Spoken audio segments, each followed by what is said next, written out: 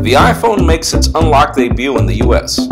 Rumors of Apple ditching the iPod Touch for a cheaper iPhone begin to make sense, and you guessed it, iOS 5 beta already got jailbroken. All this and more coming up right now.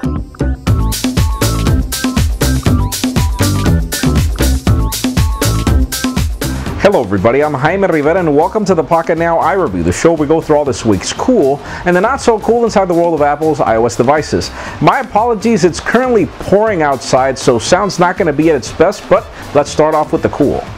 Apple continues their one-device world domination strategy as they've just released the GSM-flavored iPhone 4 as an unlocked device on the US Apple stores. What this means is that the device will not be carrier subsidized, it'll be completely unlocked. You can use it on any GSM carrier in the United States or worldwide. So, well, sadly that's not necessarily good news because as it's not going to be on a subsidy, it'll cost you $650 if you want the 16GB model and $750 if you want the 32GB model, and you can both get that in black or white. But again, it's a good option for those people that don't want to be locked into a contract for 2 years or that just need the device to be traveling abroad and using the same phone, just swapping the SIM cards and not paying those huge roaming fees. So it's a good option. Again, you're not obligated to pay that much amount of money. Just go for the device subsidized on AT&T or Verizon if you don't want to pay that much amount of money. So kind of cool. I'm not even sure if this fits the rumor category, but people are already assuming that Apple will ditch the iPod Touch in this next September music event for a cheaper iPhone 4S or 5, whatever they want to call it. Why does it make sense? Well, first of all, iCloud and iMessage. I mean, what's the point of Apple having cloud-based services that will not be available to their devices when they're mobile? I mean, devices are getting cheaper, manufacturing is getting cheaper, so it does make sense for Apple to try to figure out how to get a cheaper device into the market, but then it'll be conflicting with current iPad prices and current iPod Touch prices. So the smartest thing is for Apple to figure out how to converge their product lines and try to bring just one device that'll be easier to manufacture if you only have one device, and that device could be as cheap as to probably offer good options for people to go for a cheaper device. Hey, they could probably even figure out how to bring the iPad 3G data plans to work on this device and have a data-only iPhone sort of device.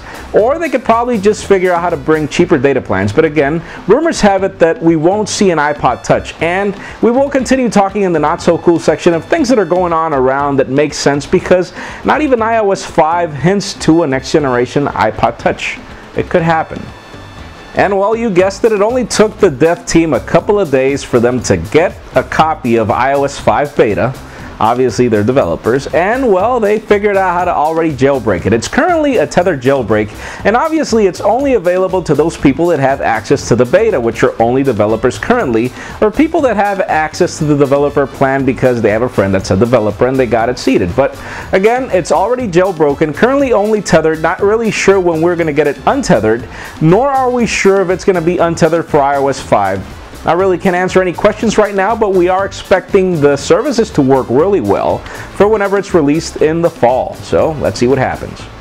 On a funny note, a Simco just brought a study out showing that Apple currently has so much cash available that they could pretty much buy their whole competition at once. They have $70 billion available in cash to do whatever they want, and we have competitors like Nokia that cost $22 billion, RIM that costs $13 billion right now with all their stock drop, and we have HTC that's around $23 billion also, and you know, we have Samsung and the others. But again, that's just to show how Apple is becoming a success. And you know, a lot of people are really skeptical about why Apple decides to keep all that cash and not do something about it. It seems that, you know, financially that's not really a nice idea, but again, they do have the money to buy everybody. And then we have Microsoft buying Skype for crazy amounts and not Apple. You know, that's the kind of weird part. Well, that does it for the cool. Let's continue on with the not so cool. Apple just got a dose of their own medicine because they lost the lawsuit against Nokia. They have to pay a lot of money to Nokia for certain patents that Apple used on the iPhone. Not that we're happy about it, you know, it's, first of all, why do you guys sue each other? But again, Apple, this is just to show you should stop suing everybody. I mean, these people eventually will come back to you, bite you, and win. Apple's back-to-school sale is already in, and well, it's the lamest one ever. In the past, if you bought a Mac, you got a discounted price, and you also did get a free iPod Touch for a value of $230, which is really good. But currently, all you get is a $100 gift card to the App Store.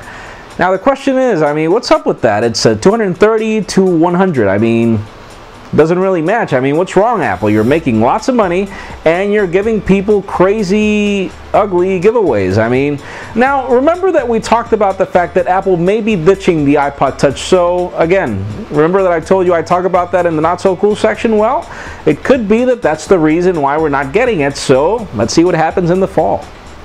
Now, Apple's WWDC event was sadly not all about innovation. Did any of you know that a developer called Greg Hughes at some point submitted an app called Wi-Fi Sync to enable you to sync wirelessly to iTunes, and well, the app got rejected. Now, the weird thing is that Apple just released a service called Wi-Fi Sync. Strong resemblance. And wait, it does exactly the same thing. It syncs over Wi-Fi to iTunes, and wait a second. Apple also used the same icon that the developer that submitted the app used, and they rejected his app, and they're not paying him any money. I mean, what's up with that, Apple? That's terrible, terrible, terrible. Anyways, that's it for today's show. Thank you very much for watching. I'm Jaime Rivera. Remember to give us a thumbs up if you like what you saw. That's it for now.